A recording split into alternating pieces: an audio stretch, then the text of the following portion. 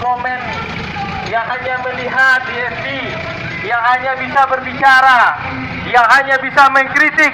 Tetapi kita di sini tidak. Kita di sini beraksi. Kita di sini menunjukkan kepedulian. Kita di sini menggalang dana. Kita menghibur mereka yang lagi ketimpa musibah di Wawena Papua.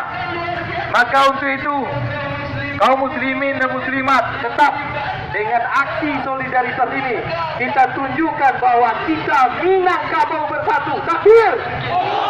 Takbir! Insyaallah bapak-bapak, ibu-ibu, kita dari Solo, dari Payakumbuh, dari Padang, dari Bukit Tinggi dan dari seluruh daerah melakukan penggalangan dana untuk saudara-saudara kita yang lagi kena dampak kerusuhan di Wawena Papua. Kita tidak hanya berbicara, kita tidak hanya berteori, tapi kita beraksi. Takbir!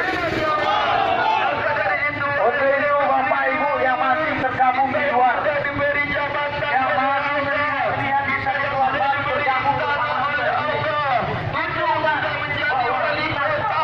kita yang sudah menjadi gubernur di negeri kita tercinta ini, maka keluarlah dari kesenangan dan kenikmatan. Karena ulama-ulama di Suriah mengatakan, dulu kami juga nikmat seperti kalian. Ternyata dalam satu hari kenikmatan itu berubah menjadi malapetaka karena kelalaian kita kepada Allah dan Rasulnya.